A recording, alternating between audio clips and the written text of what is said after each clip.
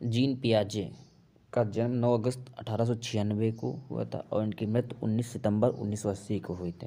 ये निवासी स्विट्जरलैंड के हैं। सिद्धांत दिया था इन्होंने संज्ञानात्मक विकास का सिद्धांत। संज्ञानात्मक विकास का सिद्धांत की बहुत ही भूमिका है सीडीपी में। पियाजे ने अपने सिद्धांत में निम्नलिखित बातों पर विशेष बल दिया। संप्रत्यय या बातें।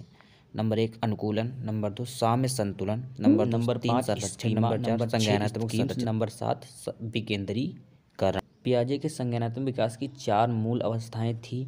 नंबर 1 संवेदी पेशी अवस्था जन्म से 2 वर्ष तक। नंबर 2 पूर्व संक्रियात्मक अवस्था। नंबर 2 पूर्व संक्रियात्मक अवस्था 2 वर्ष से 7 वर्ष तक। नंबर 3 स्थूल मूर्त संक्रियात्मक अवस्था 7 से 11 वर्ष तक। औपचारिक संक्रियात्मक मूल अवस्था 11 से 15 वर्ष तक। पियाजे ने संवेदी अवस्था या इंद्रियजनित अवस्था का विस्तार से वर्णन किया है। उनके अनुसार परिचितों का मुस्कान के साथ स्वागत, यानी कि बच्चा जब छोटा होता है तो अपने परिचितों का मुस्कान के साथ स्वागत। बच्चा अपने ज्ञानेंद्रियों की सहायता से वस्तुओं को देखकर, उन्हें छूकर व उनकी गंध के द्वारा वह उनको चख कर या खा कर उनका ज्ञान ग्रहण करता है और वह स्थायित्व गुण देता है, स्थायित्व का गुण देता है।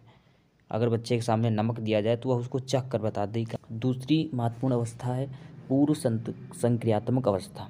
इस अवस्था में बच्चे में जीववाद का विकास नहीं होता है, यानी बच्चा सजीव व निर्जीव का अंतर नहीं कर पाता है। लेकिन बच्चा अहं केंद्रित की भावना से ग्रसित होता है, वह अपने को बहुत ही महत्व देता है और बच्चे वस्तुओं या संख्याओं को उलटना पलटना नहीं सीखता है।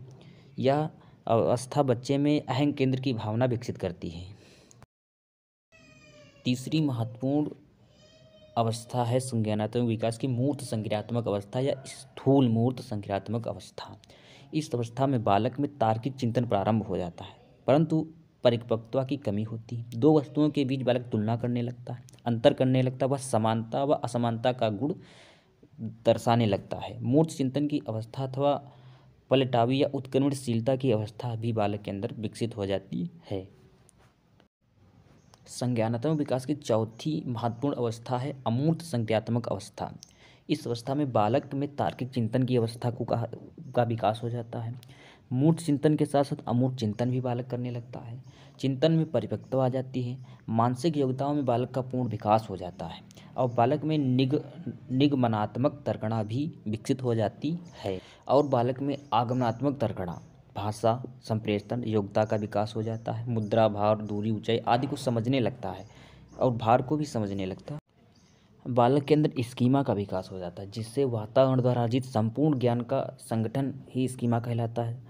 स्कीमा शरीर द्वारा की जाने वाली गतिविधियों जो दिमाग से जुड़ी होती स्कीमा कहलाता है।